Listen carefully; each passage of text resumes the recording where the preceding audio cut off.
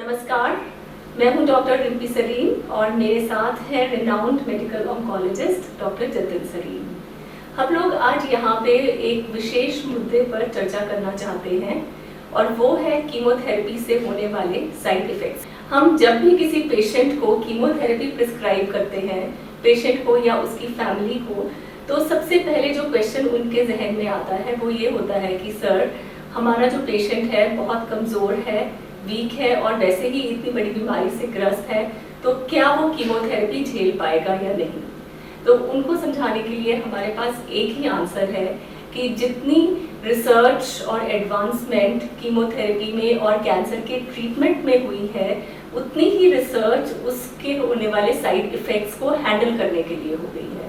एक और प्रॉब्लम जो पेशेंट कीमोथेरेपी के दौरान फेस करते हैं वो है ऑफ एंड ऑन फीवर का आना। अलग अलग तरह के इन्फेक्शंस पेशेंट को हो जाते हैं जिसकी वजह से फीवर एक मेजर प्रॉब्लम रहती है।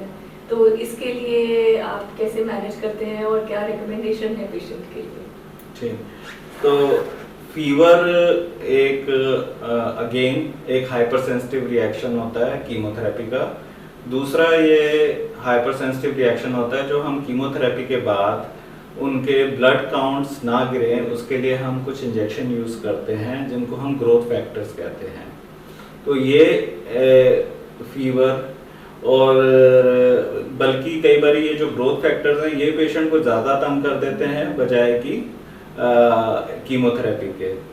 तो लेकिन वो देने बहुत ज़रूरी हैं। वो इसलिए ज़रूरी हैं कि ये तो सिंपल हाइपर सेंसिटिविटी फीवर है। अगर आपके ब्लड काउंट्स कम हो जाएं और उसके बाद फीवर आए, इसका मतलब आपको इन्फेक्शन हो रहा है और आपको इन्फेक्शन की वजह से जो फीवर आता है, अगर आपके ब्लड काउंट्स कम हो जाते हैं तो ये बहुत डेंजरस कंडीशन होती है और इस केस में आपको तुरंत अपने डॉक्टर से कांटेक्ट करना है और हो सकता है आपको एडमिशन की ज़रूरत पड़े। तो इस टर्म को हम अपनी साइंटिफिक भाषा में फेब्राइल न्यूट्रोपीनिया कहते हैं। तो वो चीज़ ना हो, क्योंकि आजकल जो है हम adequate dose of chemo in combination chemotherapies देते हैं टू अचीव मैक्सिमम क्योर।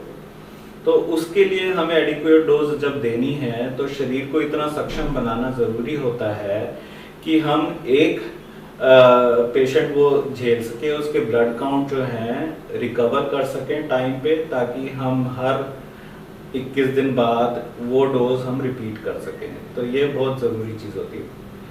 एक तो फीवर ये हो गया।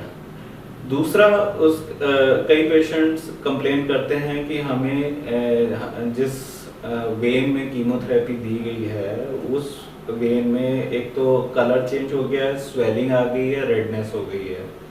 तो ये एक कॉमन कारण है अगेन फीवर होने का और पेन का।